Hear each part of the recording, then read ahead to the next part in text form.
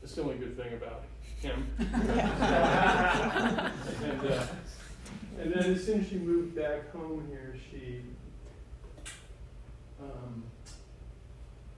dumped him, which we're very happy about. We kept the dog. Yes. Oh, it's Kelly Bear. Thought I'd come to work today. That's great. Okay. She's wearing black today. Should we coordinate that? I'm matching with Roth today. Totally planned it, didn't you? What? This is so weird. Don't want that. This. Okay. Go over somewhere and drag. Hang on, you guys. This is the bane of my existence. Okay, I figured this out. Who touched this thing? Nothing. How was the hospital weekend? Fabulous. Corey did all the work. I just sat back and watched. What a liar. That's great though. We got a great crew. Yeah, Very fun. there was no major anything. That was nice. Yeah, no big fires. Yeah.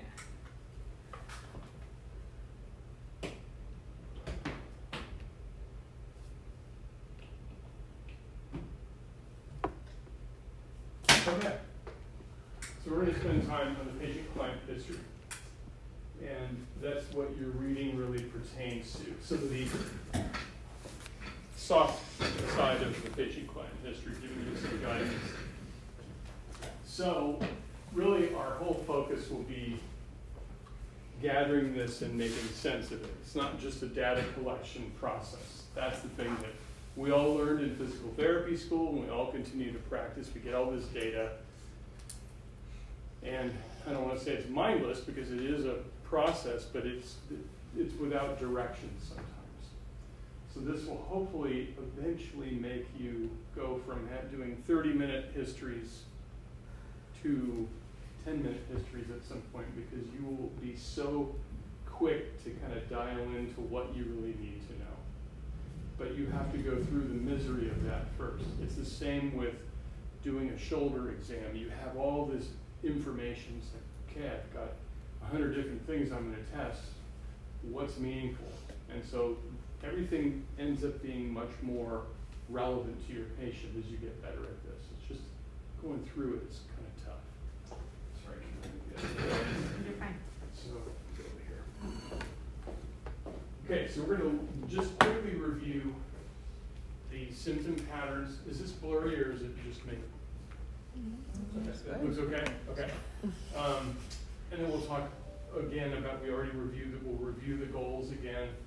We'll go through the scheme specific to the cervical spine, because we went through kind of big picture stuff last week. And then we'll go through the components of planning the physical exam.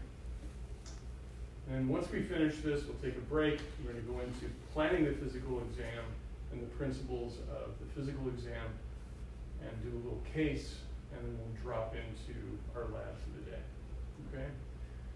So this big, overwhelming purple slide gives you an idea of how you have to think. And so we gather the body chart. The body chart's where we begin, unless it's not relevant. I come and see you, I said, I fell and dislocated my shoulder yesterday. You're certainly going to ask me about pain, but you're not going to spend time going, okay, show me where the worst area of pain is. Is it here, or is it the whole thing? You just get the history, because that's what a lot of us learned, is you do the history first, then you come back and talk about the pain. We're not going to do that, not for your patients who have particularly long-standing pain. So this is where your hypothesis begins. As you already learned, you look at the picture and you're saying, in my brain, what do I think the sources are? You go through your check down of the sources of symptoms under the area of pain, things that refer in there, other relevant things that refer into that area, contractile structures, joints, and so on. And then with this initial preliminary hypothesis that you generate, then you go into the patient profile, which is, Michelle Choi, what do you do for a living? Tell me about the physical requirements of that occupation. What do you enjoy doing day to day, beyond work? You know, oh, you don't do anything? What do you do when you get home? Oh, you sit in front of a TV with your head cocked forward. That's good information for me. And then it gives you a platform to start talking about symptom behavior. Because you're gonna certainly ask the basics. But if they don't give you anything good with open-ended questions, you can then use it to relate to their life. Because if you say, well, you know, what's it like for you when you look up and back? I don't know, well, what's it like for you when you're like washing a window or reaching overhead into a cupboard in your kitchen, things that you know that they do. Maybe those are poor examples, but that's how you use that patient profile.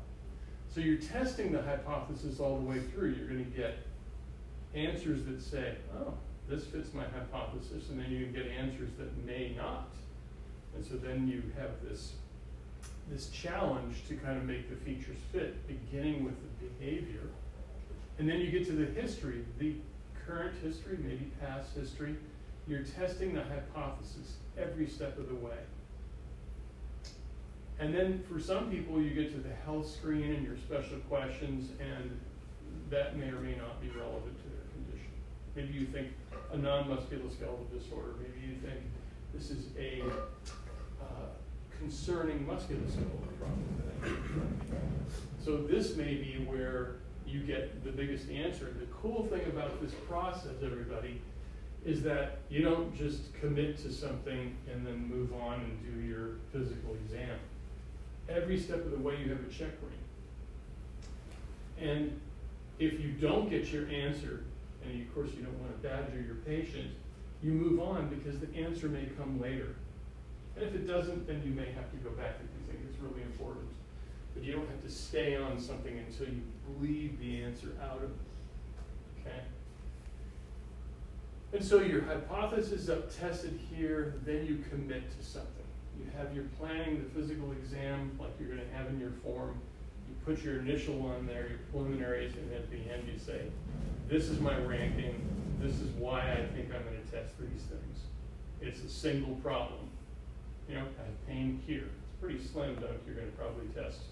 I mean, look at a few things maybe that's not cervical spine, but you're going to test the C-spine in depth.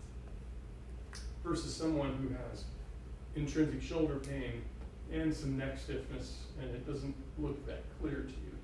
You may have a couple things you're going to be testing. You can then say, this is why I'm committing to these things. So then you test your hypothesis, and you're looking for the features to fit.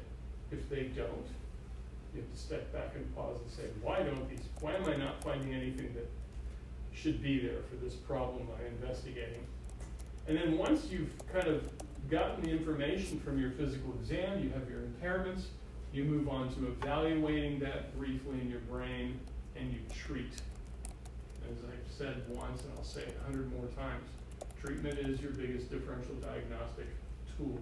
It's what we have in our bag of tricks that no one has, particularly with the way you think about it. And so then it's like, okay, I treat, and then I reassess.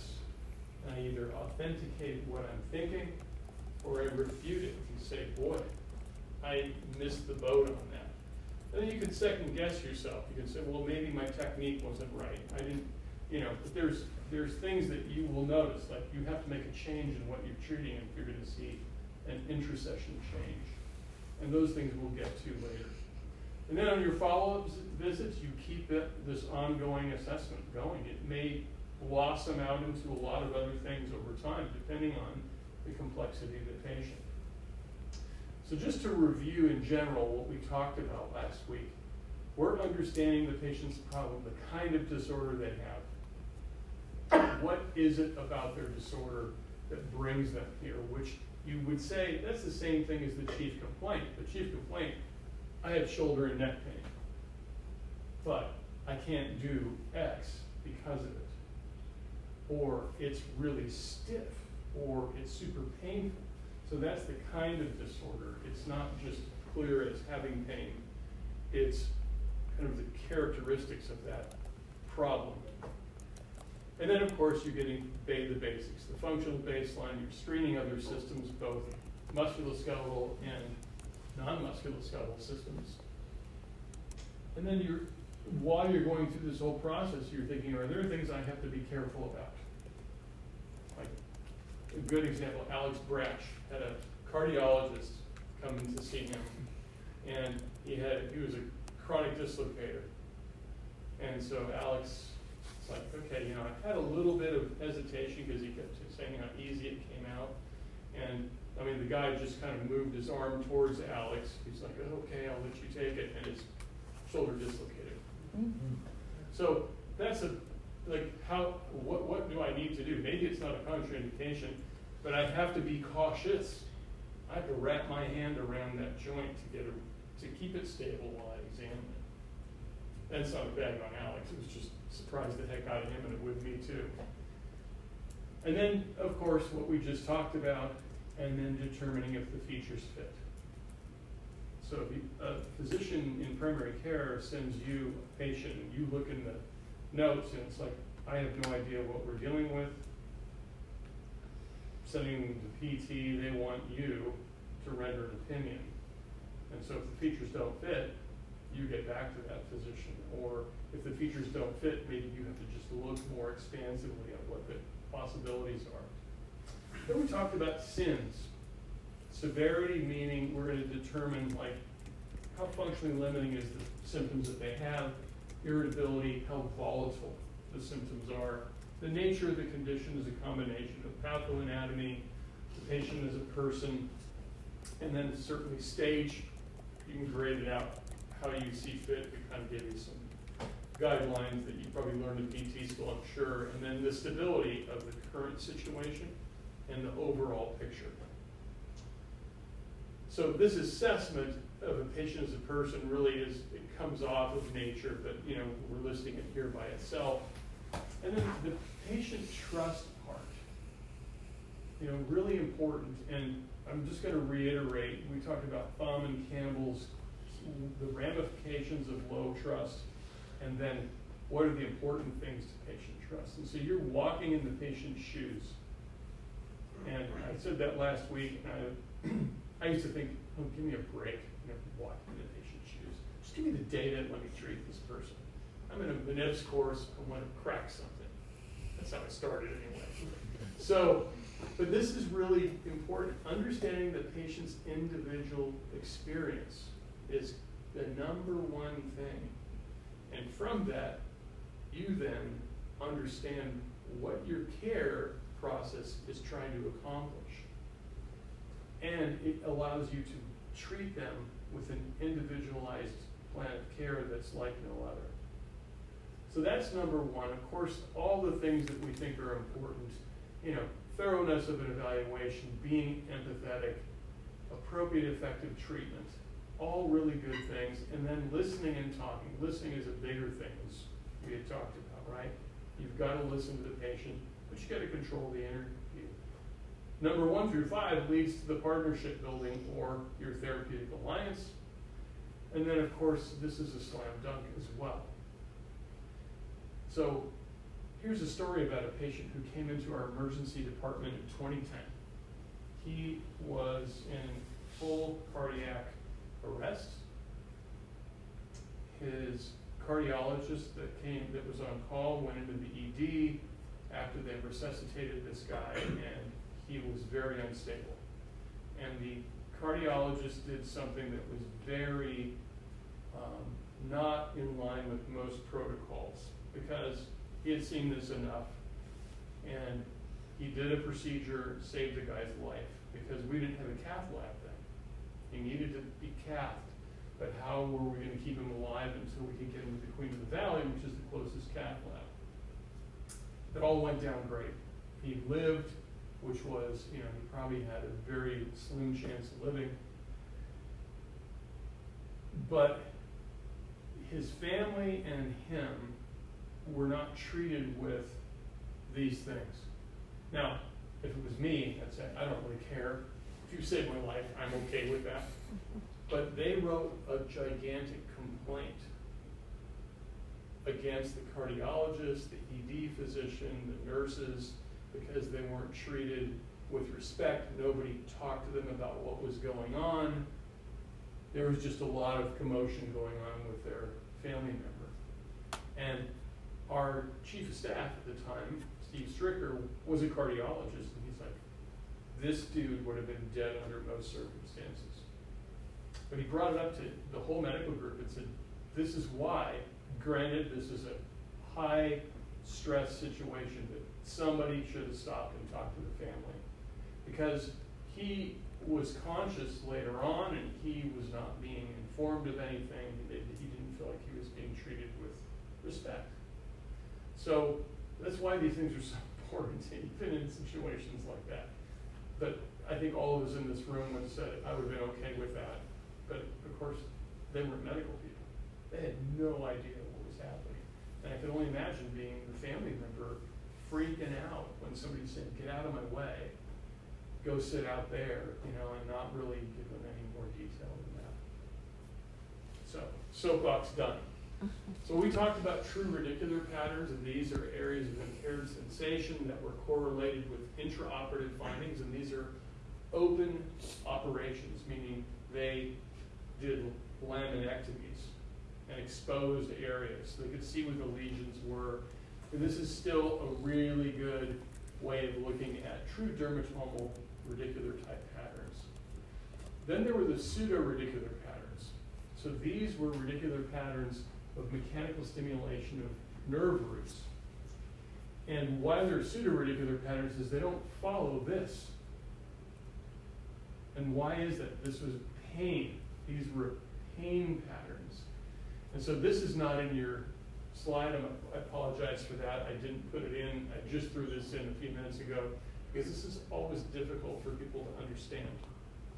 But you remember when we talked about the siniovertebral nerve and how it comes out, it innervates the outer portion of the disc, a number of other things, but it also innervates the mixed spinal nerve. So where your dorsal and ventral roots come together and become a mixed spinal nerve, it's surrounded by dura.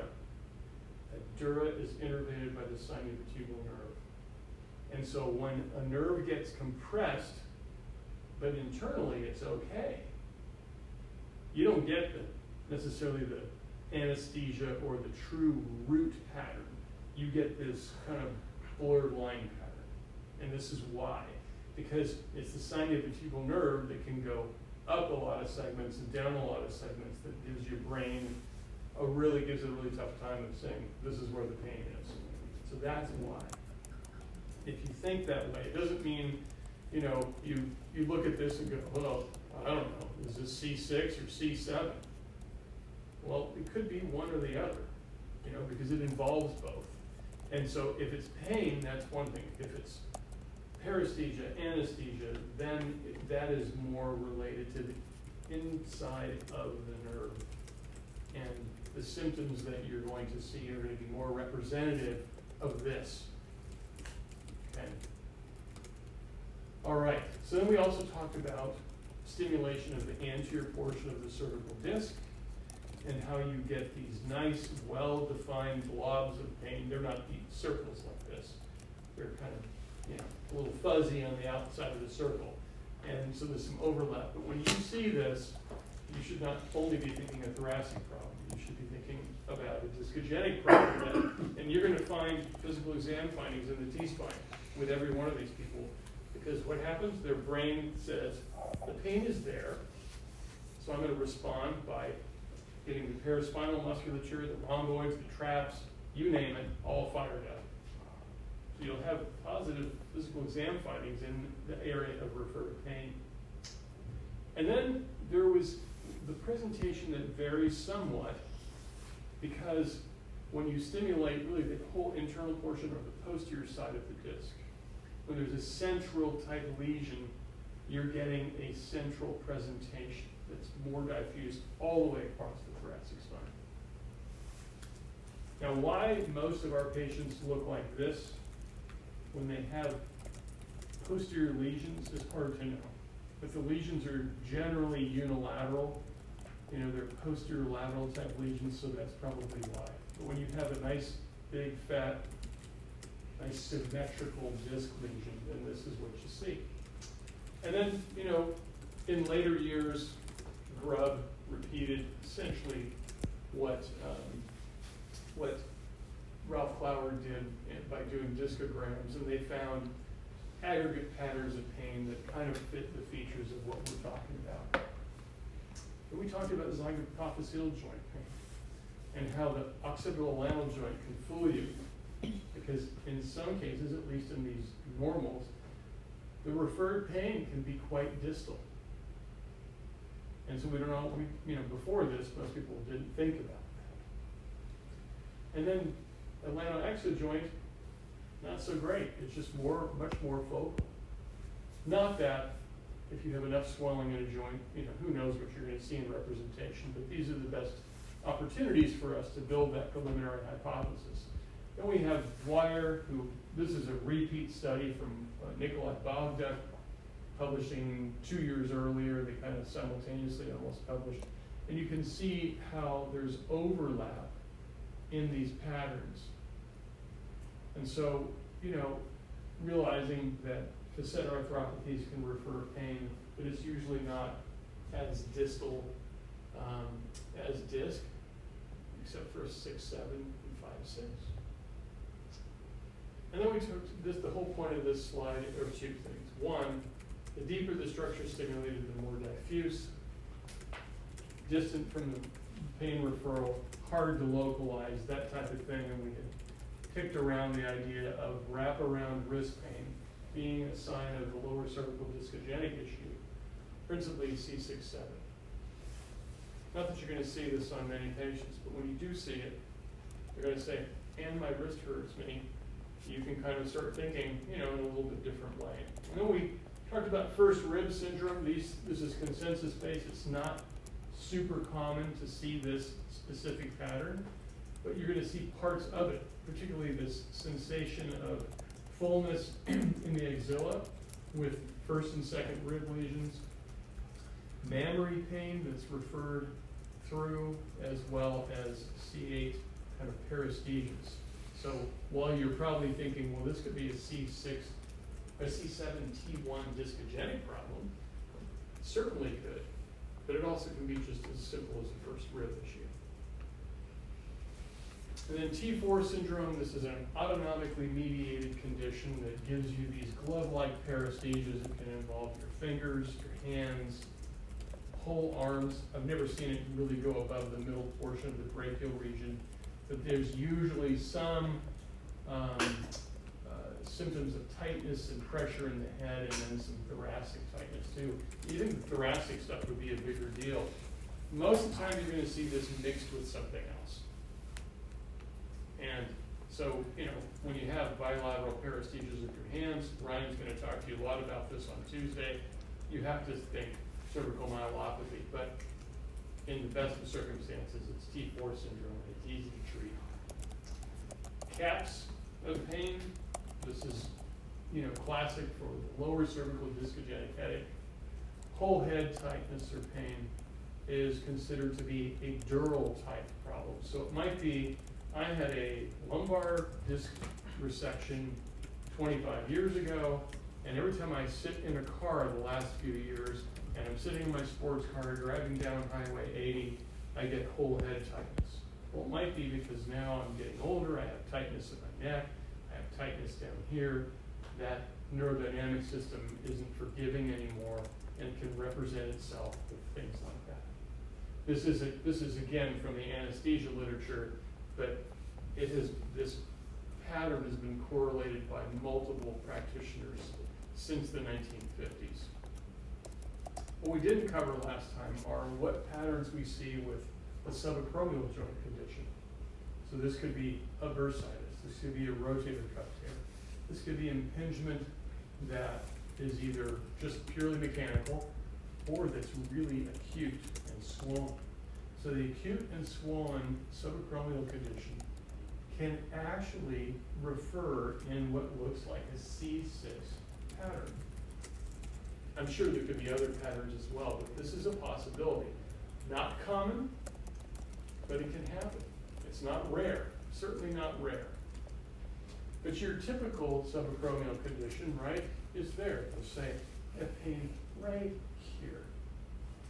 As opposed to the glenohumeral joint. So this could be adhesive capsulitis, somebody who dislocated, had traumatic capsulitis, other forms of just, intra-articular issues. They typically will tell you two things. I have pain that's bicipital or anterior joint line, and then they have this wraparound pain or spot of pain at the deltoid tubercle. That is classic periarticular capsular referral. And so most of our patients with adhesive capsulitis will have this symptom at some point. That's how they'll present, particularly in the acute stage. The acromioclavicular joint, which is, I think fascinating the way it works, is we always think, right here, this is where it would hurt. It's a superficial joint, but it can actually refer pain down the anterior joint line. It can follow the body of the clavicle, or it can go posterior joint line. So it misrepresents a little bit, so like you think, well, this is a glenohumeral problem, whatever's under there. But this little joint can do lots of things. And its innervation is with the suprascapular nerve, which is, I think, probably why this is a little bit more diffuse sometimes, or why it can refer into such areas as the anterior joint line and the posterior joint line. Viscerosomatic. So for our purposes right now, we are thinking about, what refers to the upper portion of our thorax, our neck, and, right shoulder pain, gallbladder. Well, it could be gallbladder, it could be liver, something GI on that right side. Okay. And then another referral source is our lungs, really cardiopulmonary altogether, but our lungs, diaphragm can refer into the upper portion of the back. And then the GI system, the stomach can refer in between your shoulder blades. People with horrible gastritis, they have esophagitis, they're on Prilosec, maybe they're not taking the Prilosec, can present with thoracic pain. I mean, think about it, it's just in the anterior edge of that. And then in some cases, this left arm pain that we always think, oh, that's cardiac, can actually become from things like perforated ulcers. So if you have a perforated ulcer and your gastric juices leak out into the body's cavity, it can stimulate the phrenic nerve, which the phrenic nerve can then cause left upper extremity pain. Also very uncommon, but not unheard of. Think about how many people go to the emergency department with left arm pain and chest wall pain. It ends up being GI in most cases. Okay, and so the quality here is usually very diffuse, hard to localize, low density sensory innervation is the reason for that. And so what does that sound like? It's hard to localize, it's diffuse. Somatic referred pain, the things we had kind of talked a little bit about last week. Same thing, and then, the divergence in the sensory nerve, the central nervous system is incredible. It's your brain is trying to figure all this out and localize it and then put it in a rational message to you. So that's why this is much harder to kind of pinpoint, if you will. So our patient profile, we're going to run through this. We're going to talk about some ways you can ask questions. As you'll read in Maitland's 20-page, it's 21 pages, you have to keep things simple for your patients, even if they're a rocket scientist. Keep it simple because you're talking about something that is not the way they think. Medical interrogation, if you will, is much different than what most people go through. And if you have a physician in front of you, never assume. Because they're patients too, and they don't understand the musculoskeletal system. Even orthopedic surgeons who look at you and go, oh yeah, I got this, I understand it. They don't. I've seen enough of them to realize that as smart as they are, they don't think the way we do. We ask questions for a very different reason. So the patient profile is a time for you to get to know your patient and about their life. And this clarifying of age, we used to always ask, oh, and you're 31 years old, is that correct? Is the starting point, because we didn't have a computer system that always gave us the age. So this is something that you really don't need to do unless you want to shut your patient up. It's a way to interject. So Michelle, so just let me clarify, you're 32 years old, is that correct? Are you 32? 30. 30, okay, sorry. I didn't think you looked 32, but it just sort of didn't overlap. So the other reason you would ask is if you look at the patient and say, I'm sorry, Jennifer, you're not 56 years old. What the heck? You're using your mother's Kaiser card, and somebody didn't catch it. So that would be the other reason you want to know. Otherwise, you can just go to establishing why they're here. So you're establishing their chief complaint, you get an idea about their occupation and their daily activities, and that might even be, oh, you work in the city? What kind of car do you drive? Corey, you're 6'4". Oh, you drive like, Mr. Incredible, like we talked about last week. You're squashing a little tiny car. That's probably not going to be great for your neck. So you're already understanding some of the attributes and the barriers that are going to face you when you think about prognosis and things that you have to advise them about. And so then you drop down into a hobby. You can tell like water skiing I'm focused on that, but this could be a picture of anything, right? And so are they limited in their activities because of their current condition? That's important to know here as well. And then these barriers that exist for prognosis, you get a lot of good information out of this. And the worst is, I go home and I sit down and do nothing, right? There's people who work hard all day, go home and crash. They look at their dog, the dog wants to go for a walk, and they don't take the dog for a walk. Bad. So we think about prevalence.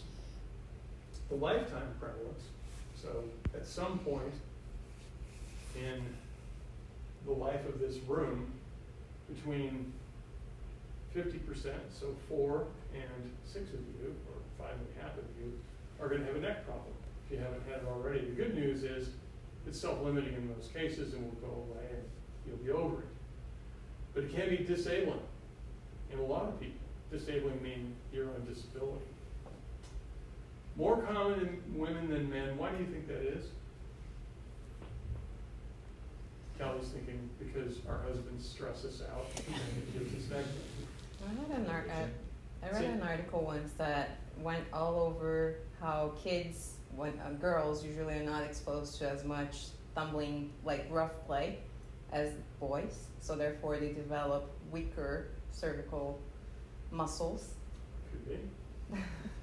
So it's a possibility. What else do you think?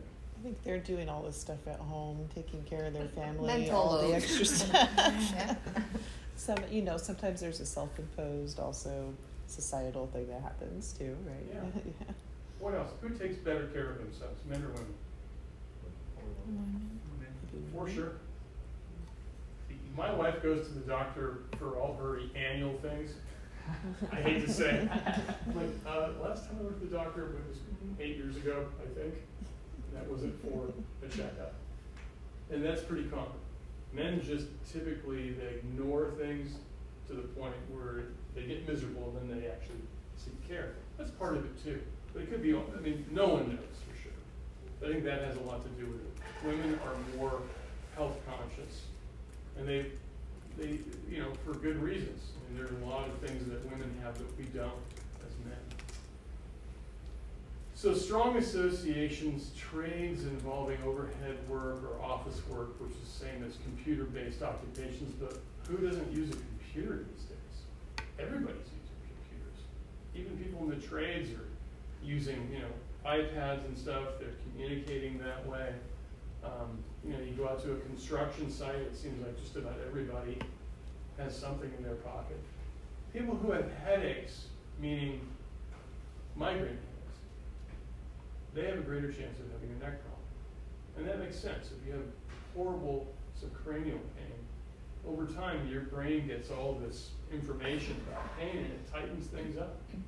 And then stress and tiredness. If you don't sleep, then there's a greater chance of having all kinds of symptoms. And then forward head postures. Forward head postures, there is a much greater incidence of neck and shoulder conditions in people with forward head postures, period. And that's not fixated forward head posture, just people, whether you're, you know, that's just how you posture yourself, but you have the ability to correct, or people who are stuck here, either one. So if we look at this data, a 6-month snapshot from 2019 in Kaiser Permanente's, pre-COVID, the monthly prevalence in primary care visits for spine-related conditions, 8%. That's pretty high when you think about it. That means I'm going to see 1 or 2 patients in primary care in my practice every day that have a spine problem. And so, less so for C-spine, but still, it happens. You're going to see a lot of patients with neck conditions. And then we look at the annual prevalence. So this is a survey that was sent out in 2017, and it was sent to, and it wasn't just sent out in 2017, but it was sent to new Kaiser members over a 5-year period of time. So let's find out what our members have. And so they just asked all kinds of health-related questions. And so the annual prevalence of severe neck and shoulder pain was 13.8% in those individuals. That's a lot. Now, whether they were in active care or not, that wasn't the question that was asked. But there was a, you know, fill out the musculoskeletal stuff and then rate your severity. And of course, to no surprise, the 45 to 64-year-old group is, with everything, the highest prevalence, highest incidence. And then why do you think that is? Kind of covered this a little bit last week. If somebody came to you and said, everybody who's in their 50s in my family has a musculoskeletal problem, what would you say, Steve? Well, wow, I know what they do. Huh? Oh, I know what they do. Okay. Oh, It's just lifestyle. cold, it's normal. Is it normal?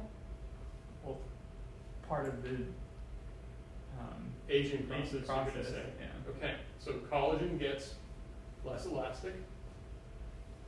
And as I mentioned earlier, you're not out playing with your friends in the street when you get home from school anymore. You're not active. You're taking care of your family. All the things that, you know, when you're in your 20s and 30s, you go, oh, God, that's so stressful. Ah. And your parents say, well, not really. You just wait. And then you get to your 40s and your 50s and your 60s, and a lot of things happen. So that has a lot to do with it, because that group is less likely to take care of themselves in general. They might go to see the doctor, but they don't have the opportunity to exercise as much. They're working to put their kids through school, taking care of their parents, all these, that's what that group is doing. So we look at chronic cervical conditions. It just progressively increases until we hit about 65, and then it plateaus off and doesn't change.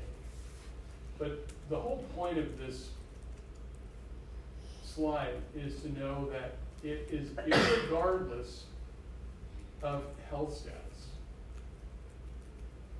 So general health status does not necessarily impact the prevalence of chronic cervical conditions in most people.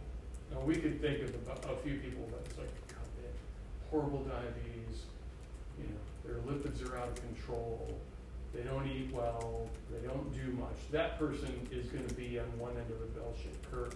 When you look at everything put together, health status in general does not affect it. And then you have to ask, okay, what's excellent, very good, fair, and poor? But what you see is the people who are fair and poor are no different than the people with excellent health. So it's irregardless of that, which makes it a big problem. So how do we establish a chief complaint? We, of course, have the electronic medical record. And so you can use the electronic medical record to your advantage. And the one thing you have to remember is you want your patient to know how prepared you are to see them. So we ask so many questions, I think that patients sometimes think, Tina doesn't know what I'm here for. She doesn't know anything about my health. When in fact, Tina probably knows a hell of a lot more about the health profile than the primary care doctors that are kind of bouncing the patient around.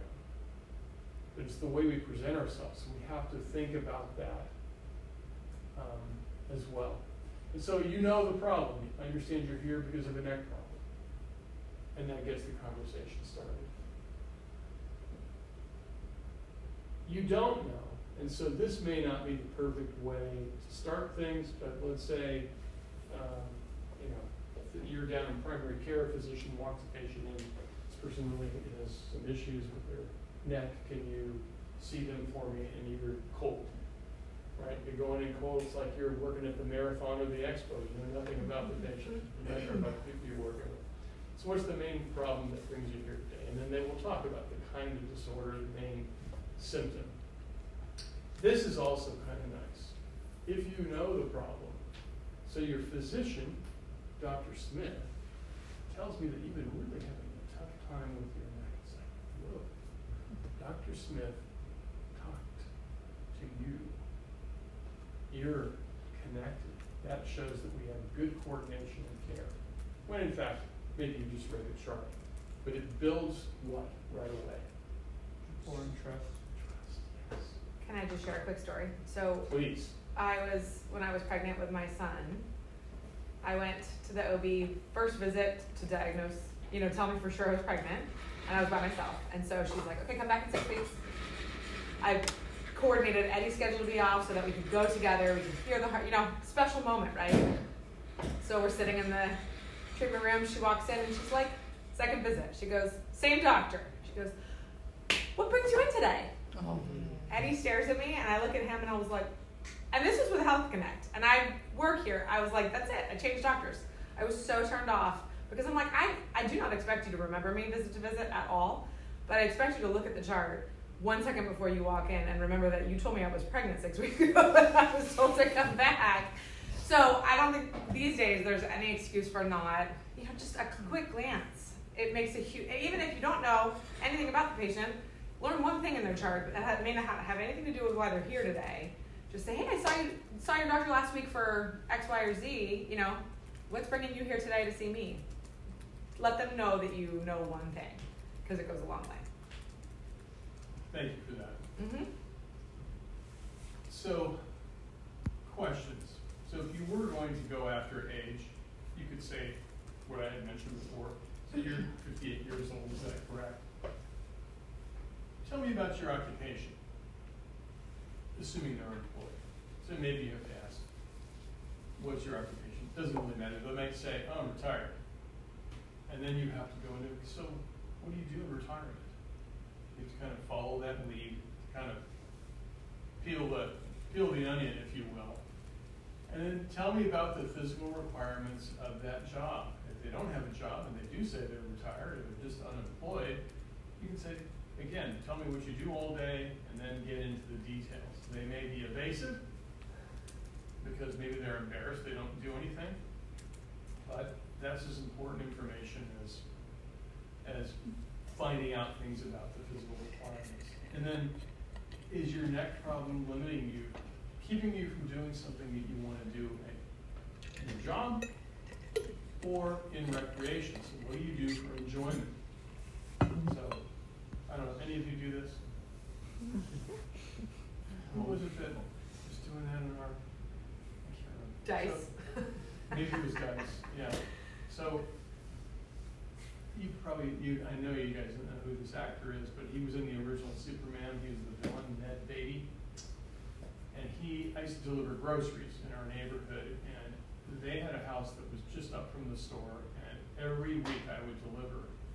And it was always at the same time, same day, and he would be in this little alcove right by their front door with, not exactly like this, he had his head on a pillow, and his legs were crisscross applesauce. And I always walked by, and his head would look like it was going to explode because it was beet red.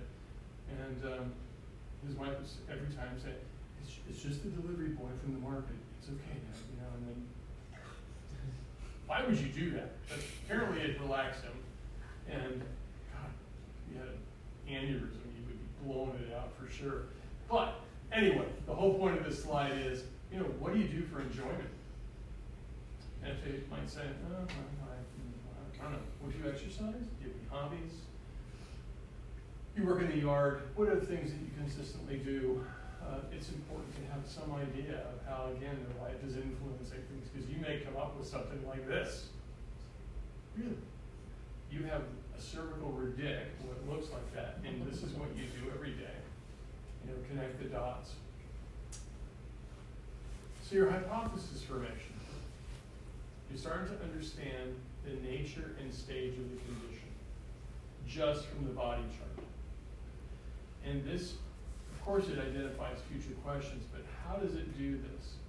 And so if I were to tell you I have, you know, intermittent sharp pain, comes and goes, versus I have, like in this case, constant variable tightness, I have intermittent aching here, but this is constant variable tightness, intermittent deep ache, intermittent stabbing.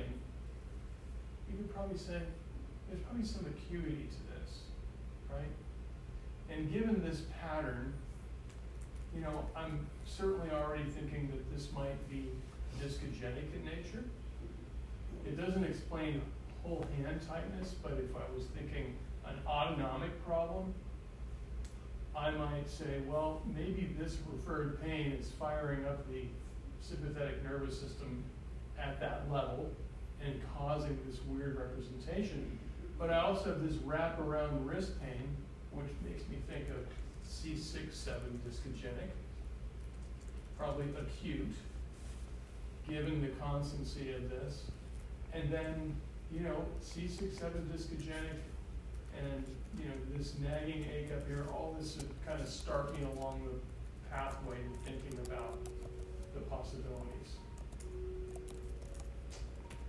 So if I said I have lancinating, burning pain going down my arm every time I kind of reach with my arm, and I have this presentation, what would you now be thinking? In addition. Traction injury or something? Say again? Maybe a traction injury or something? Traction injury, but what's involved then? If I have pain going down the arm that's burning, lancinating, yeah, so now I'm thinking radiculopathy. So C6-7 discogenic with a right-sided acute C7 radiculopathy, and then it keeps kind of adding on. And now it's just a start. Then you may start talking to the person and like, oh, well, you know, they're moving around fine. That does not look like what I just thought. But it gives you a place to begin and start with those preliminary hypotheses. So here's some really good rules.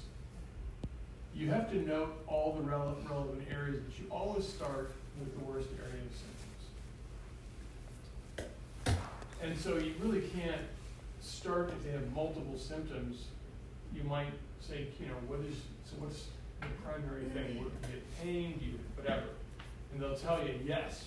And then you say, well, show me the worst area first, because that's a good place to start, and then you can continue to kind of build your body chart as time goes on. What you're going to do is then come up with the symptom quality like we have here to help you again with nature and stage. And then you're going to pursue relationships between the symptoms. This is hard. And the value of it can be great in the body chart, but you shouldn't spend much time there. So a common question will be, okay, so when your pain between your shoulder blades gets worse, what happens to your arm pain? Well, it gets better. Okay. How does that help? So what you try to do is establish relationships, because many times your patients will say, I don't think these are all related. And so you're trying to. So if there's an associated change with the symptoms, when one gets bad, the other one gets better, or one gets bad, both get worse, which is the more common outcome, then great. You're trying to establish those, but realize behavior of symptoms, temporal patterns, history are all going to help you establish that anyway. Because you can re-ask that question as you're going in a much more natural way, but this is the place that you begin.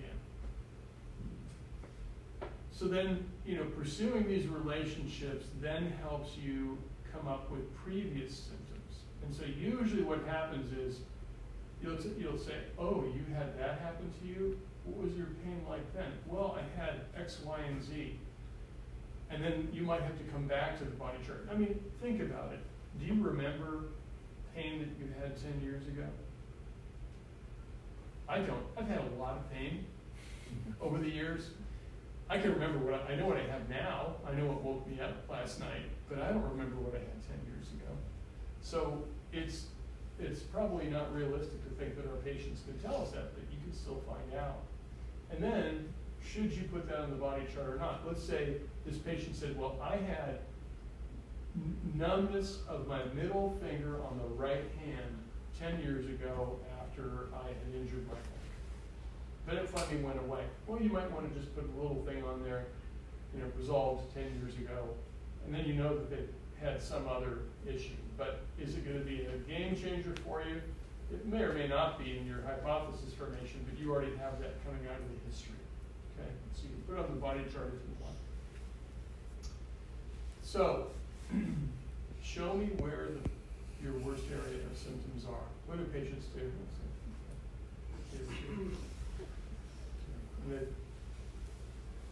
So, take your middle finger. Can you outline that area of symptoms for me?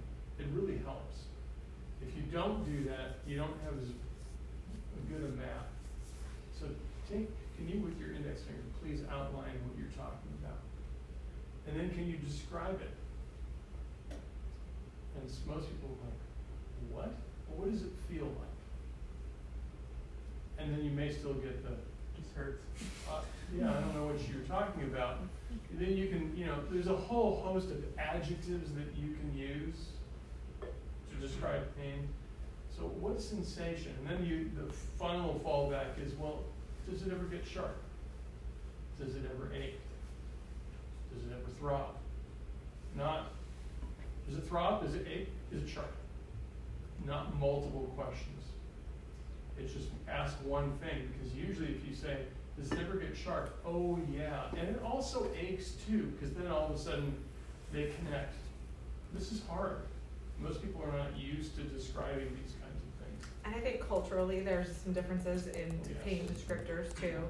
So try, but understand that it may just be something that culturally people don't know how to describe. Yeah. And then, even though I grew up with a lot of Filipino friends when I grew up in Southern California, I came here as a physical therapist, and they would use the word numb. Like, oh, brother, another word. And I finally realized over time that numb didn't mean what I thought numb meant. I'm not 100% sure what that still means, but I do mean, because you asked them, is it pins and needles? Can you feel, and it's not like you ignore it. But there are a lot of things, the way people describe our symptoms in different cultures, that you have to kind of ferret out. like Spanish, there's not many words for pain other than pain in Spanish, am I right? Yeah. And a Dolor. lot of especially my Spanish speaking patients are like, why are you asking that? It's just pain. Okay. I'm sure there's ache. Isn't there ache in Spanish? Ache. When I talk to a couple Spanish speakers, they'll say words like picudo, which means like kind of poking. Mm-hmm. And then I'll have to elaborate. You mean like stabbing, like more like that, or numbness? I usually say like ants crawling up your leg. And then they're like, oh, okay, yeah. Or like numbness, you're Okay. falling asleep. Yes, they can. Generally, it's just very broad, though. What's that? Generally, it's very broad. Yeah. Okay. The Lord, a key. Exactly. God help me. And I also grew up with a bunch of Mexican friends. You think I would have some clue, You know all the right? swear words though, man. That's what I'm I did learn the swear words, yes. The important parts. Yeah, only things that can get me in trouble. Okay, so determining constancy of symptoms. A nice way to start, is this pain with you all the time? You know, what do we know about that? Oh yeah, it's there all the time. Well, is it there with you 100% of the day? They might say yes. Is it with you right now? Oh no, it only hurts when it's 100% of the day when it's there. Right? When I move 100% of the time, that hurts. But that is, again, our inability to kind of help the patient answer the question. So qualifying, do you have it now? And that may seem like, well, I just told you it was 100%, but 50% of the time, it's not as constant as you would believe. Particularly when you're asking and it doesn't look, the way they're describing the symptoms don't match with a constant type of symptom, like sharp pain. That's usually intermittent. You don't have constant sharp pain. Or you wouldn't be in PT, you'd probably be in ED. And then you can ask, does the intensity vary? And then you wait for their response. And most people's symptoms have some variation. Does it feel deep? Or is it more like on the surface? Can you feel it with your fingers? Or if they say, I gotta dig in there, and now I feel it, well then you know it's deep. That's how you find out. And so this is kind of important, and it's something that I think we all forget to do. Use your hand to clarify. So if I'm asking, he's already told me, Ryan said, I have bad pain here, and you've said, do you have symptoms anywhere else? No. Okay, just to be clear, do you have any symptoms on this side? How about at your shoulder? How about in your arm? How about in your forearm or your hand? It's just, just casual touching, unless you think this person does not want to be touched, which is very few people. But now and then we get people that are standoffish, and then you could just point. But the act of putting hands on a patient, one of our fellows just couldn't do it. He could not do it, and periodically he would say, any symptoms here, here, and then no. So you're sure you don't have anything in, well, I do have some pain there. There's something about actually touching that area that makes them say, okay, I should probably answer this, because sometimes your patients, they're like, I'm not going to give Corey too much information, because I know that at some point he's going to cut me off and I'm not going to be able to tell him about the history. Right? Who knows why people do what they do, but they avoid things because they want to tell you about what they think is important. And then, are you experiencing any pins and needles in your wherever? This is a good time. There's a special question that particularly if you're concerned about something myelopathic, do you ever experience whole hand numbness or tingling, pins and needles, whole feet, pins and needles? If you're thinking about a kind of a baseline myelopathic screening question, it's usually done in special questions. But if you're asking about numbness and tingling, I always usually just do it here. It's done, because they're thinking about numbness, tingling. How about this? So, questions around the area of symptoms. This again, ask once, and then move on. Don't spend a lot of time relating symptoms if it doesn't come easy. You can ask a high yield question. Do you think these symptoms are related? It's not like you're gonna get an accurate answer, but usually historically, they can kind of connect the dots. Unless it's a very protracted, unstable progression of symptoms, where it started in one area and now they have multiple areas of symptoms, they might not be able to associate the onset of something with other things. So we've talked about this, I'm not going to spend time here, but this is what your brain is thinking, okay? Contractile structures, joints, things that refer into the area of symptoms, other things that require examination. It could be that you're thinking of something musculoskeletal, non-musculoskeletal here. Like, you're going to check pulses, because there's seemingly maybe an ischemic side of this that is more peripheral than it is more central. And you rank your hypotheses. We're not asking you to be correct, and we're not asking you to be that specific now, not till later, but it could be C-spine, maybe you could say something like discogenic versus facet versus whatever, but then it could be shoulder, elbow, wrist, rheumatoid arthritis, or a system, cardiac system, the GI system, those kinds of things, which is probably what you learned when you were in training, right? Kind of think of it in system ways. You guys okay? Okay, so behavior symptoms. This is where you start to challenge or support your primary hypotheses or your list of hypotheses. You're going to get your sins taken care of here. You're going to correlate and dissociate areas of symptoms, because if you don't have the association from the body chart, which most of the time, even if they say I think they're all related, you may or may not believe that. And this is where you can start to ask, when you do this and this gets worse, what happens here? And then you start to learn about what the symptom generator is. Maybe I think all these things are driving this, but what's truly generating the symptoms? A lot of times what's generating the symptoms is not what we treat. We want to go back there to reassess it. So I think C5-6, discogenic, driving thoracic symptoms, arm symptoms. But the impairments, I can't touch it, so I'm going to go treat out thoracic spine or something else. And then you come back to see if this is more accepting of you putting your hands on it and moving it. So this, I hate to say this is wonderful, but it's pie in the sky sometimes, unless it's a really acute condition. Getting two aggravating activities sometimes is not always a possibility. You strive to find a couple.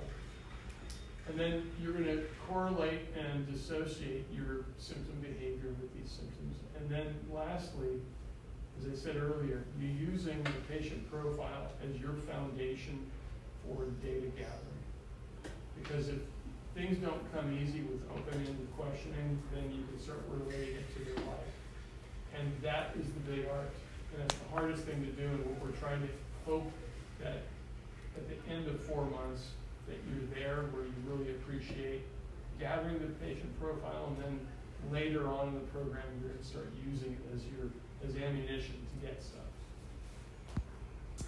Okay, so you see the badger up here? Don't be a badger. Have a nice conversation with your patient, but don't interrogate. Move on, because you know you have a parachute somewhere that's going to help you.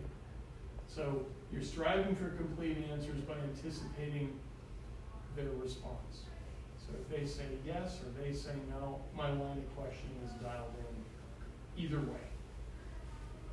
So, easy to start out this way, and you don't have to say it in these words, but are there any positions or activities that make your neck pain come on? And, usually people can tell you.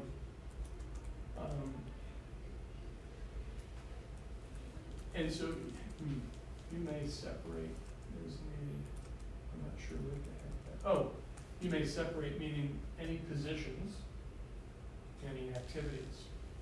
It just depends on their lifestyle.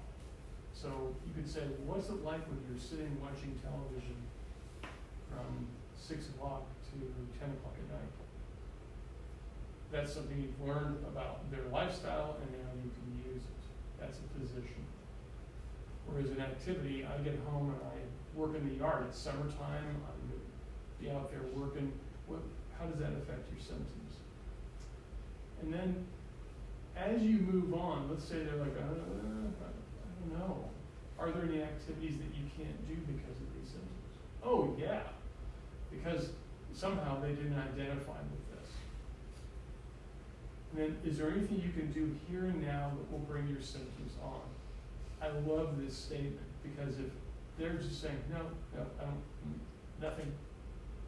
Can you reproduce your, like, if I asked you, make that pain worse right now. Oh yeah, I just tilt my head up and back. Here we go, here's my thoracic vein. But, so it's all about connecting with their level of consciousness in a way, and their level of understanding. So at some point, you may get to the stage where you have nothing. Or maybe it's not a C-spine problem. So when you finish and close the deal by asking closed-ended questions, I've changed this to suggestive questioning to make it more soft. It's close-ended. But what's it like looking over your shoulder? What's it like looking up, working or reaching overhead? All these things that we know are daily activities that stress the neck. But don't start that way unless you were really stretched for time. You go down to primary care because some doc says, and you see this patient, and you go down there and you're asking, like, what makes it worse, what makes it better? They can't tell you. Then you just say A, B, C, D, E, F, G, and you're done. Because you need to cut to the chase quickly. But there's bias with that. So, and then let's say maybe it's a shoulder neck differential diagnosis, and you still don't have any good ags or eases. Then you can ask these questions. Not that the neck doesn't move with this. You've already asked the neck suggested question, then you have shoulder. Or you can correlate to a specific activity. I don't know why I put these pictures up there, but this is my friend Greg Beaton from 1991. It was really a good water skiing. Anyway, he was skiing past our houseboat. I took a picture of him with my 200 millimeter Minolta lens that I still have for whatever reason. Anyway, so you can get after a specific recreational activity. Just then go back again to that profile. So easing activities can be as helpful as aggravating activities. They also can help you a little bit with determining treatment. If somebody says, I lay down, and that's the only way I can make my symptoms that are constant start to settle down, then maybe that gives you some idea, like maybe traction will help this person, because unweighting helps. Or when I move, when I stretch a lot, I feel better. That's telling you movement is good for this person. So postures and positions, medications, resting, and then other things that they may tell you. Heat and ice are generally kind of low yield. It's not like you shouldn't ask it, but that was always a question that was thrown in, and there are certain situations that you know heat and ice can help. What do we think that heat and ice do for people's symptoms? And what are the obvious things? Or let's say ice. Just gives them a different stimulus to distract your pain. Mm-hmm. What else? Do we think that ice is an anti-inflammatory? No. Okay. If I put an ice pack on my decorah veins, which is right underneath my skin, do you think that will help with vascularity and helping with anti-inflammation? Okay. What does ice do when we put it on a muscle? You can relax the muscle. Yeah, so it reduces motor activity. So one of the reasons that theorized why ice can be so helpful is that it helps reduce motor activity, muscle guarding, and allows the person to have a little bit of of a break from the inhibition that's causing that muscle to have an increase in resting tone, but then of course not do what it's supposed to do when you need it to do, right? And so if ice is not an anti-inflammatory, why do we use the game right? Well, it has a vasopneumatic pump to help with blood flow circulation. Okay. And it's pretty effective, isn't it? Yeah. Okay, so you're going to go there. You're going to ask about easing questions, and then there are some things that might surprise you. So this was a study published in 1981, and it was 22 patients who had acute radiculopathy, okay, so resting symptoms, and the lesion was actually localized by what was called a myelogram. Myelograms are still done in some cases, but what it is they inject a contrast agent between the dura and the arachnoid areas. So between the arachnoid and pia. It's a pretty risky procedure. But what you see is this flow of contrast, and if there is a disc lesion, you see basically an archway caused by the disc lesion. So basically it outlines the area, and it was at one time the standard.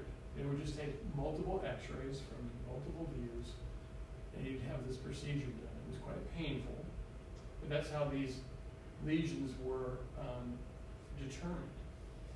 And so if a patient says, I feel so much better when I put my arm up overhead, it's a pretty good sign that you probably are dealing with something radicular in nature. If they say, this makes me feel better, what do you think it's not? Shoulder problem, right? So this can be quite helpful. I learned this, it was a Syriac thing. It says, what was it? High five. It's a C5 radic, but as you can see, it's C5, it can be C6, it can be any radic. So if you took it out here, then you'd be tension, but putting your arm up overhead puts a little bit of slack on the brachial plexus. And when your arm is at your side, you're tractioning the rootlets from the shoulder to where they exit in the vertebral foramen, which is why it's so uncomfortable. And sometimes patients will tell you, yeah, I put my arm overhead, I feel good for 5 to 10 minutes, and then it comes back again. It at least gives them the opportunity. So questioning about 24-hour pattern. If they waken from their sleep at night, so you're going to ask them, do your symptoms ever waken you from your sleep at night? You have to quantify that. How often does it happen? How long does it last? What do you have to do to get back to sleep? Does it waken you from a completely sound sleep, which is different than I roll over and the pain comes on and it wakes me up? But of course, the sound sleep can be, I'm laying, I have an arthritic hip and I lay on my right side for 3 hours and I can wake you from the sound sleep. It doesn't necessarily speak to a sinister condition by itself. In fact, night pain is, part and parcel of everything that's inflammatory, including space-occupied lesions. So it's not like you go, oh my God, they have night pain, which is what I used to think when I first got out of training, not out of training here, but out of PT school. I'd always be really worried about it. But what you have to realize is just part of the puzzle, and then if you're thinking, person's had weight loss, they maybe had a previous history of cancer, and then they start telling me they have unrelenting nighttime pain. It's different than I wake up every 3 hours because of my pain, but this also helps you determine severity. If they're waking up a whole bunch, then they have a severe condition, whether they say it's a 10 out of 10 or not. The other thing that helps you is if you say, what position do you like to sleep in? Well, maybe there's some sleep modifications that you can come up with that will help them. I don't use a pillow when I sleep. I sleep on my stomach. I sleep on my side, my shoulder and neck hurt both, but my pillow isn't very supportive. These are things you can, hey, let's nip it in the bud right now and help you help yourself. Because you think, obviously somebody would think about this, right, but they don't all. Okay, how are your symptoms when you first wake up in the morning? This also, particularly with conditions like lumbar conditions, if I say, oh, I get up in the morning, it's just climbing up and I have to walk around for 15 minutes before I feel better, you already know there's something you can do to help them because you can change the way they sleep. You can help them use sleep supports to make a difference, whatnot. Same with C-spine, but more so lumbar spine. But this also means what? What do you think? Do you think it means they have a degree of inflammation?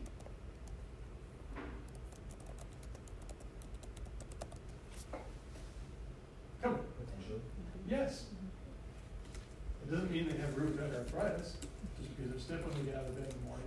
The other part of this, though, is tissue creep, and what free nerve endings do that are overstimulated and supersensitized. So if you have an intervertebral disc problem, and you lay with your neck like this, because you're just unaware of it, it may not hurt when you lay down, but over time, those free nerve endings are going to start going, hey, what are you doing to me? And your brain is going to react by spasming or tightening all the resting some of the muscles, and you're going to feel lousy when you get up, or you might wake up from your sleep. So these are things that can really help you help the patient. And then, so when you first get out of bed in the morning, how long does it last? If I told you I get up every morning, I'm 25 years old, I'm stiff for 90 minutes. Every time I sit down for an hour, I'm stiff for 30 minutes. Yeah, you're thinking ankylosing spondylitis, some type of spondyloarthropathy, versus somebody who can get up, walk it off over time. And then knowing, is this different following a very active day? I run 3 days a week. And the next day when I get out of bed in the morning, I always feel terrible. You can maybe relate it to things, particularly if you're trying to convince them to change or modify some of the things that they're doing because you know it's not good for them. And let's face it, people who enjoy running don't like to stop. Okay, and then how is it as the day goes on, what do you feel like? Do you feel better? Do you feel worse? What's it like at the end of the day? What's it like at the end of a work day versus a weekend? Because you already know their lifestyle, you know what they do for work, you know what they enjoy, so you can kind of correlate things. And it's not like you're trying to make it into a work comp claim. Maybe there's some things at work that were glaring, like they say, oh yeah, you know, my keyboard and my mouse are up on top of the desk and the monitor's to the right. And now you can make that suggestion because you've kind of, or you can probably make that suggestion anyway, but this is giving you a little bit more ammunition. So things that are degenerative in nature tend to get worse as the day goes on. You get up in the morning, oh, I feel so much better after I moved around, and then there's this gradual decline, particularly if you have a job that requires constrained postures. Then we get to our health screen and special questions. You know, the list could go on and on, but general health is something that you probably don't need to spend a lot of time asking, but you may want to clarify some things. And so this list is all inclusive, and we're going to talk about how we're going to investigate some of these things. So, health status. So I see from your medical records that you're new to KP. That means they have an empty chart, and you're going to have to ask them some questions. And it depends on how you want to do that. That, you know, are there any medical conditions that you're currently being treated for that I should know about? And then you probably have to ask any history of cancer, any history of whatever that you might be concerned about based off of your intake thus far. If you have them, and you know they are a Kaiser member, I see from your medical record that you're in excellent health. Because you're now saying, what? I looked at your medical record, I reviewed it, but are there any medical conditions that I don't see here? I don't have the word serious, you can strike that. Any medical conditions that are in the chart. And then I reviewed your medical records and see that you're being treated for you may or may not want to extrapolate on that. Or you may not even want to go, if there's no reason to go down that road, there isn't, but these are options for you. Medication use, looking at the medication profile gives you a snapshot of your patient, just like the snapshot does. You need to see if they're on meds for hypertension, meds for diabetes, meds for analgesia, meds for non-steroidals, the list goes on. And, other things like thyroid medications, all that stuff, particularly if you're thinking there's something systemic going on here. But I see from your medical record that you're taking, and you can qualify that with them. Are you currently taking any medications not listed in the medical record? Some of our patients who were retired from civil service will also get go to David Grant Hospital, which is the Air Force hospital over here. They get some of their medications over there, or they get all their medications over there because they get them for free, or this is what they'd have to pay for in Kaiser, and so you may not see that. But if you see a blank medication list and they're a bit older, just say, wow, you're not taking any medications. Is that accurate? And then they'll let you know, oh, well, I get all, well, what exactly are they? You may or may not need to ask this question. Have you needed to take steroid medications for any medical reasons in the past versus, some people are like, I would never take steroids. They're thinking of ABL, right? Or anabolic steroids. So just, you got to qualify that this is, for a medical condition. But some of the reasons you want to ask are, if you're thinking avascular necrosis primarily, or bone integrity, if they've been on long-term steroids, but you're going to see that in the medical record. You should be able to see it unless they're new to our community. Same with blood thinning medications. And so there's two reasons you're asking for that. And it's not always you have to ask, because if they've been a Kaiser member for a while, you would see that. If they're young, they're healthy, these are things you probably don't need to go down that road, but you have to be aware that you may or may not need to. So blood thinning medication, if you're on an anticoagulant, even aspirin at the time of a traumatic joint injury, more than likely you have a hemarthrosis. So I tore my ACL and I was on high dose, whatever, warfarin, which is not used as much anymore. Then they had a bad hemarthrosis. The other thing is, if you are thinking about doing thrust techniques on a patient, then if they're anticoagulated, err on the side of not doing it. The rule of thumb used to be if their INR is less than 2.0 or 2.0 or less, you can do thrust techniques. But also know that their INR changes from day to day, depending on how many green leafy vegetables they eat and just what their body's doing that particular day. So I don't think it's necessarily worth it. So on that planning the physical exam form, when you step out of the room and you're filling it out, and one of the questions is, are there any precautions, contraindications to treatment? That would be something you would put there. Patients on anticoagulants, therefore I'm going to choose not to do grade 5s or whatever. And then aspirin, baby aspirin, you're probably just fine doing that, because that doesn't really change the prothrombin time or the INR that much.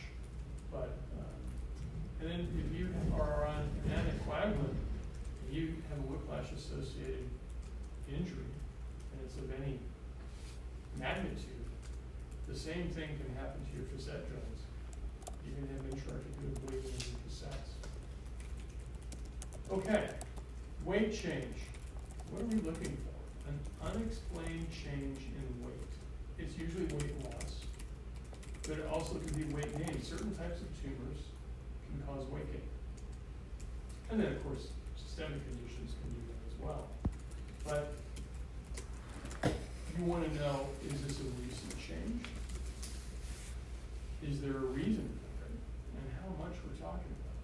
So if somebody tells you, hey, I've been dieting, you're all good. Somebody says, I don't know why, but I keep losing weight.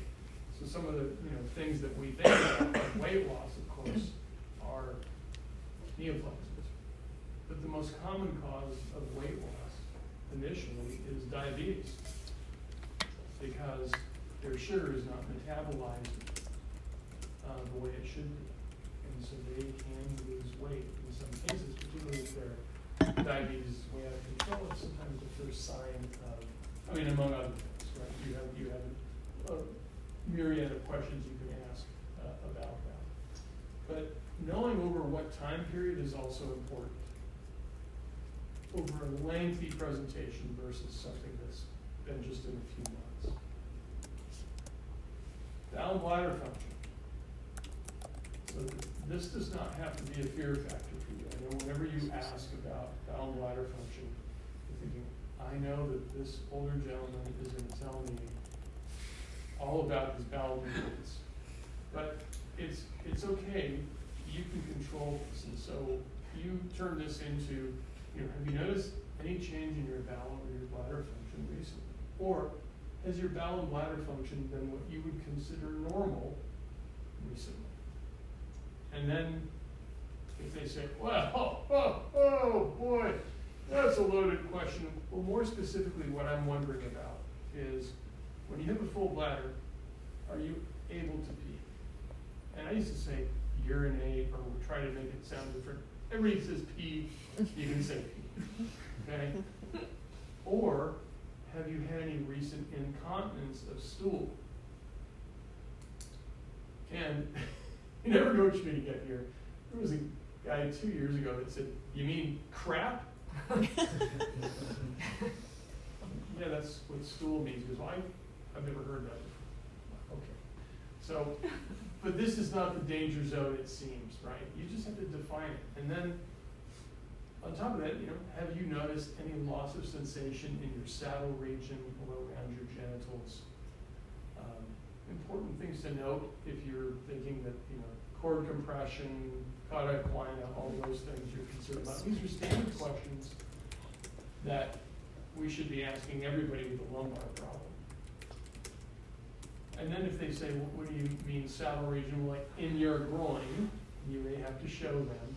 Or another way to quantify this or clarify this is when you wipe your bottom, do you feel that? Do you have sensation around your rectum? Or this may be a follow-up to, no, I think I do have some numbness down there. And so you can find out really by putting it in that term. When you wipe your bottom, do you feel it? And you're going to get an eyebrow raised periodically by asking these things. And if you feel you need to explain it, then great. Otherwise, just move on. Okay, do you experience dizziness? Standard questioning with any neck condition. Do you experience numbness in your hands or your feet, particularly at the same time? This you might have asked during the body chart. We've already kind of covered that.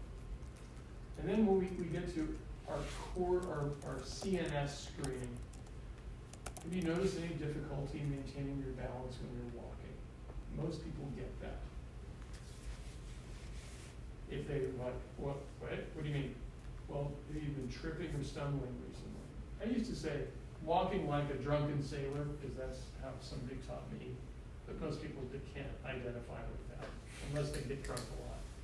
And they might be able to. And then, to a reliable patient, okay, is your balance any different than it was 6 months ago? Looking for substantial improvements. Not, well, as you get older, your balance isn't as good. And realize that neck conditions can actually wreak havoc with balance in subtle ways.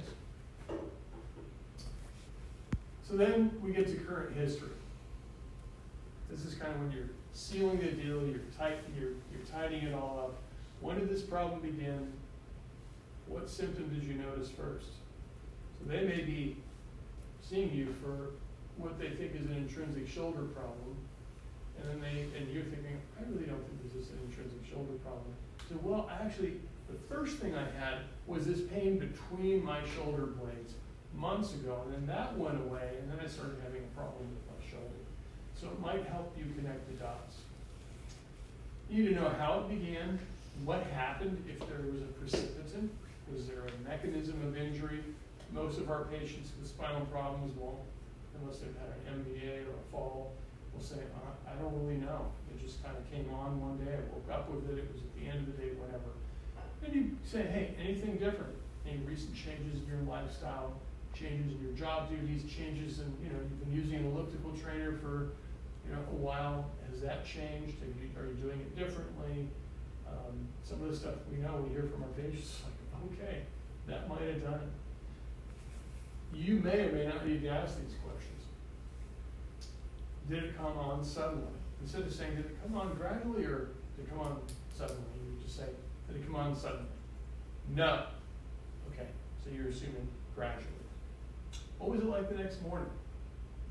So, many patients who will say, it might help you, if it's not the obvious pain referred from the neck into the periscapular region, if it's more extremity pain or intrinsic shoulder pain you're trying to differentiate, and they have an injury, and then they're much worse the next morning, it's something ligamentous like annulus. Discs tend to get a lot worse the next day. Facet arthropathies might not feel great, but they're not going to be tremendously worse the next day. You might feel terrible during the day, but it's usually not a game changer in the morning. And then if there's a lot of symptoms, how do they progress? And if it is gradual, over what period of time? You want to know what you're dealing with. That will help you with your staging and so on. And if they've had treatment and it's in the chart, great. You can say, well, I see it doesn't look like you've had any care for this beyond taking over-the-counter medications. Have you had any other treatment? Particularly if you're, wondering if they've gone to a chiropractor, an acupuncturist, another physical therapist. Some people do. And then if they've had multiple issues, what's this like now compared to the first time it happened? That helps you with stability. Much worse. Much worse the first time this happened. I was over it in 2 days. Now I've had it for 2 months. Past history, this is basically a reincarnation of your current history if you think you need to go there. But what I like to know is, have they ever had a neck injury in their remote past? If they had a whiplash-associated issue when they were 21 and they're now 64, that might be helpful information for you. Because what do you think happens to joints when they get beat up when they're 21? They look pretty bad when you're in your 60s, and it kind of helps you think, well, I know that facet arthropathies are a common thing in whiplash-associated disorders, so this is, not that that's the only thing that's an issue. And then head injuries. Some people, I kid you not, have a cardiologist as a patient. First time I saw him was like 3 or 4 years ago. Had a neck problem, kind of the same picture that we saw, minus the tingling in the hand. I said, did you ever injure your neck? Because I palpated his neck. It was a fast visit.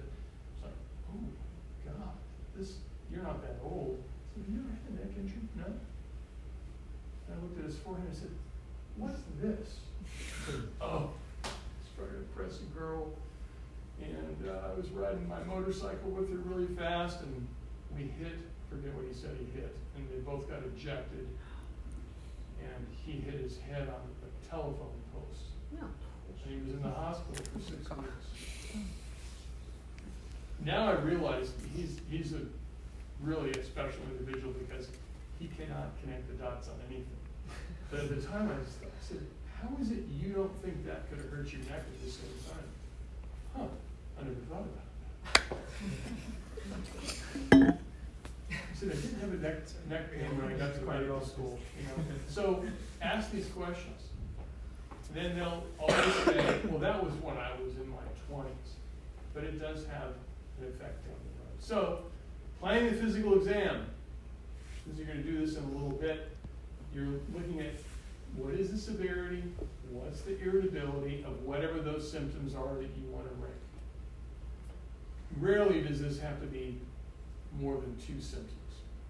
Okay, there's usually 2 things that you're worried about. And then at the end, you're going to say, I think my hypothesis is the same or different. You think about things that you're going to warrant caution. You make a commitment to, is there any inflammatory component or not? Or is this purely mechanical? Or might be both. And then, do you need to do a neuro exam, which we're going to cover in a few minutes. And then, what's your stage? What's the stability? Do these things affect the way you think about examining the patient? So you might have severity is not a huge deal, irritability is not a huge deal, but then you get to stage and like, this person's acute. I'm going to preserve the tissues and let them heal. This is not going to be me cranking on them or teaching them how to stretch. In fact, I'm going to tell this person, chill, stop doing self-stretching, stop doing all this mobility.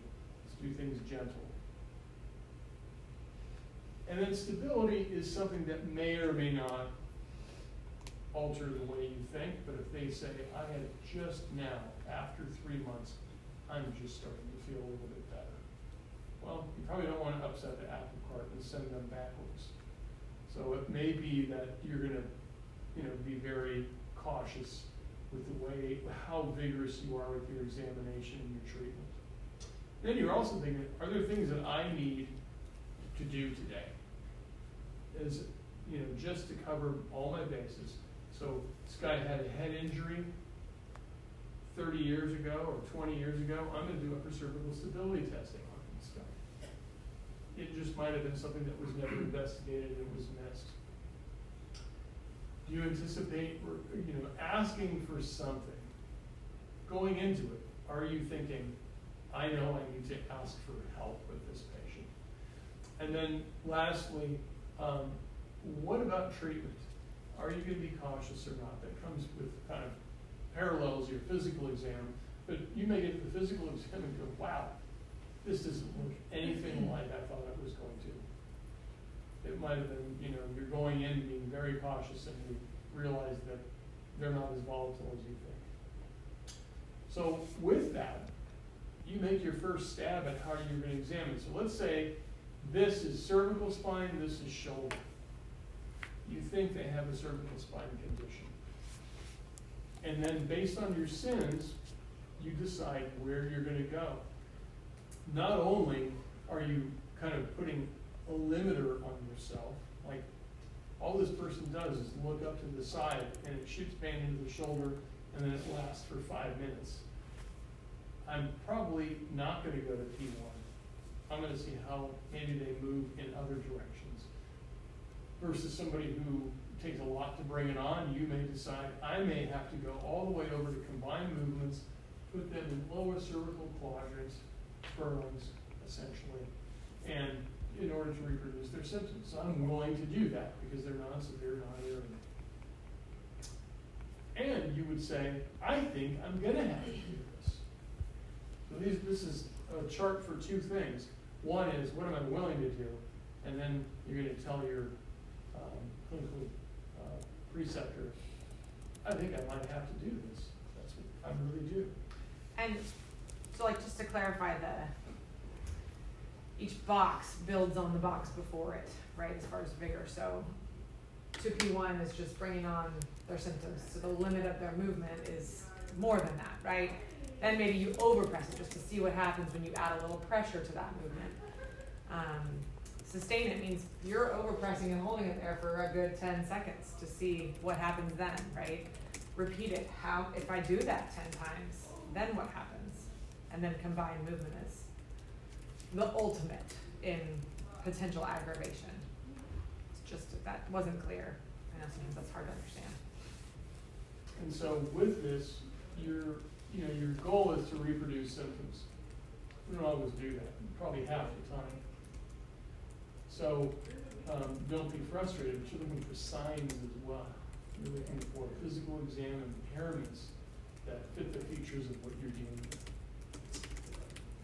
Okay, some gonna give you guys until 10:05. Go do something active. Okay, any questions, by the way?